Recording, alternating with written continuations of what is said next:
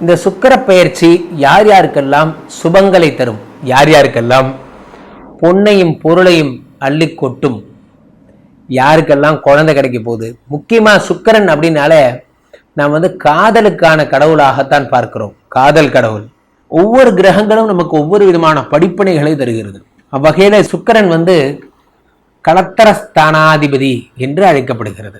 சனி பகவான் எப்படி ஆயுள் காரகன் என்றும் செவ்வாய் பூமி காரகன் என்றும்லாம் அழைக்கப்படுறாங்களோ, அந்த மாதிரி சுக்கிர பகவான் களத்திர காரகன் என்று அழைக்கப்படுகிறார். யார் யாருக்கெல்லாம் கல்யாணம் ஆகலையோ, அது திருமணமாகி ஃபர்ஸ்ட் மேரேஜ் செட் ஆகலை, செகண்ட் மேரேஜ் தான் செட் ஆகும் போன்ற பிரச்சனைகளுடையவர்களோ, சுக்கிர பகவானுடைய இந்த சுக்கிர பெயர்ச்சி அன்று பக்கத்தில் இருக்க கும்பகோணக்காரங்களாக இருந்தால் கஞ்சனூர் சென்றோ, அல்லது சென்னை மாங்காடு காமாட்சி, காஞ்சிபுரம் காமாட்சி, ஸ்ரீரங்கநாதர், சிங்கபெருமாள் கோயில், இதெல்லாம் சுக்கிரஸ்தலம், அங்கு சென்று வழிபடுவது மிகவும் சிறப்பு. ஒரு மாபெரும் மாற்றத்தையும் எழுச்சியையும் தரும். சனி டயலாக் அதெல்லாம். சனி தான் புரட்சி எழுச்சியெல்லாம் கொடுப்பார். சுக்கிர பகவானுடைய வேகம் என்பது என்னவென்றால் ரசனைகளை கொடுப்பார், புதிய விஷயங்களின் மேல் நாற்றத்தை கொடுப்பார். இந்த விஷயத்தை நம்ம ஏன் பண்ணக்கூடாது, இது அழகாக இருக்கே, நம்ம எடுத்து பண்ணால் ஒன்றும் நல்லா இருக்குமே போன்ற எண்ணங்கள் எல்லாம் உண்டாக்குறது தான் இந்த சுக்கிர பகவான். அது சுக்கிர பயிற்சி பலன்கள் ராசி ரீதியாக எப்படி இருக்குது அப்படிங்கிறத பார்த்துடலாம். உங்களுக்கு சுக்கிர பகவான் உச்சமாகும் பொழுது 11 கூடிய லாபாதிபதி உச்சமாகிறார்.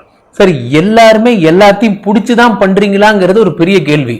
4 கூடிய உச்சமாகும் பொழுது என்ன ஆகுறதுன்னா சுகஸ்தானம். நீங்கள் ஆசைப்பட்ட வேலை தான் உங்களுக்கு கிடைச்சதா அப்படிங்கிறது தான். ஒரு கிழவியை கல்யாணம் வைத்தது போல் தான் என் வாழ்க்கை இருக்கிறது.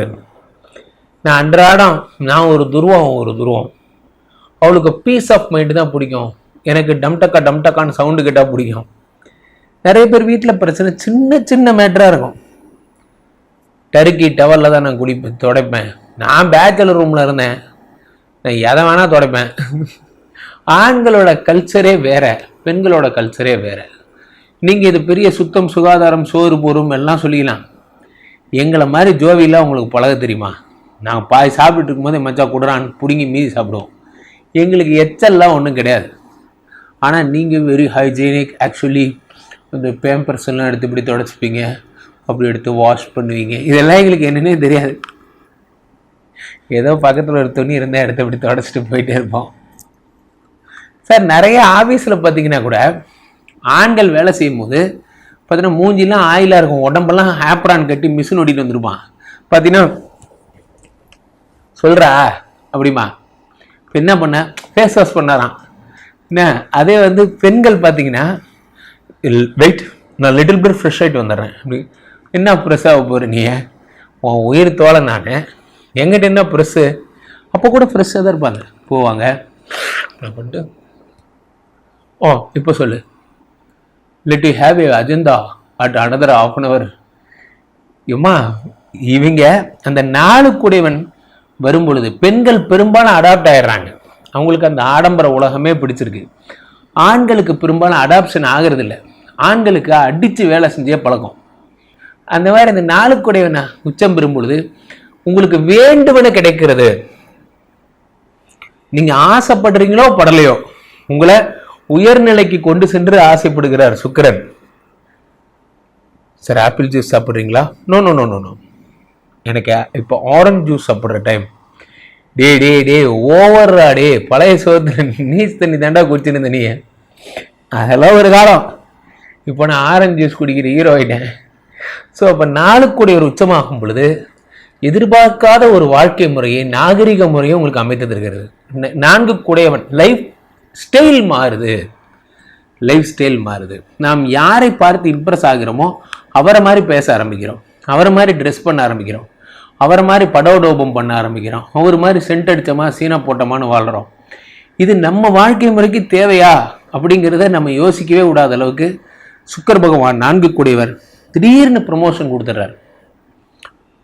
நாள் டீம் மெம்பராக இருந்த வரைக்குமாவது வண்டி ஓட்டிகிட்டு இருந்தீங்க.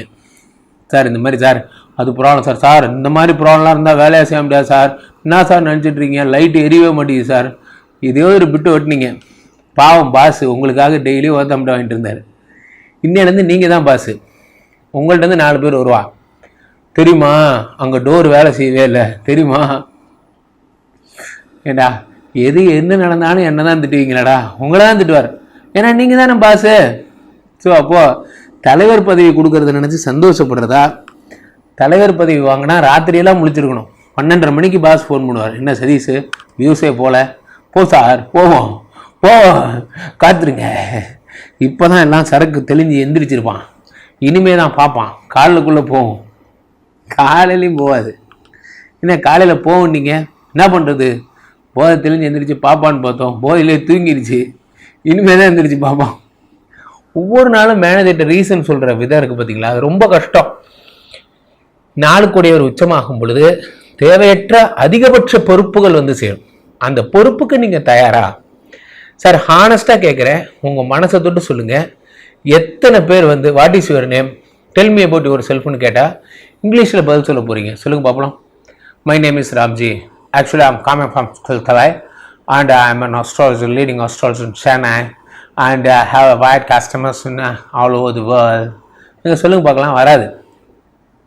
ஏன் வரல? எவன்ட்டையாவது இங்கிலீஷில் பேசினா தானே. நம்மக்கிட்ட வர்றவங்களாம் நமஸ்காரண்ணா, ஷேமத்திற்கு பதில் உபய குசல உபரி இப்படியே பேசிடுறான் என்கிட்ட. நம்ம தம்பிகள் யாராவது டெக்னிக்கலாக முன்னேறுவாங்கன்னு பார்த்தா அவங்கள்ட்டலாம் தலை வணக்கத்தில் ஷிஃப்ட்டு ஓடுவதில் காலில் வந்து மிஷினை பார்த்துக்கிட்டல, இவங்க கூடலாம் பழகி நமக்கு என்ன இங்கிலீஷாக வரப்போகுது, அவ்வளோதான் நம்ம லெவல். ஆனால் நம்ம பெருக போடுவோம் பாருங்க பந்தா. அப்போ நாளுக்குடைய உச்சமாகும்போது ரியலாகவே உங்களுக்கு இங்கிலீஷ் நாலேஜ், பேசக்கூடிய தன்மை. சார் ஒன்று நல்லா புரிஞ்சிங்க, எப்படி பேசணும் அப்படின்னு உங்களுக்கு சொல்லித்தரது திறமை, எவ்வளோ பேசணும் அப்படின்னு சொல்லித்தர்றது உங்கள் அறிவு, எதை பேசணும் அப்படின்னு சொல்லித்தரது உங்கள் அனுபவம். எதை பேசணும்னு கற்றுக்குவாங்க. நிறைய பேர் 2ஆம் கிளாஸ் பசங்க, அப்போ தான் 2ஆம் கிளாஸ் முடிச்சிருப்பான், அவங்கள்ட்ட போய் செகுவேரா பெடல் காஸ்ட்ரோ யார் அவன்லாம்.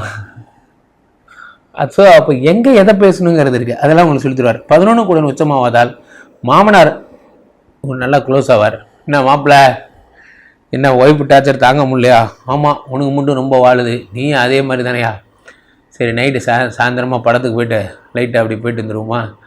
வாமா தெய்வமே, உங்கூட வந்துட்டா மீதி பிட்டெல்லாம் நீயே பார்த்துக்குவியே.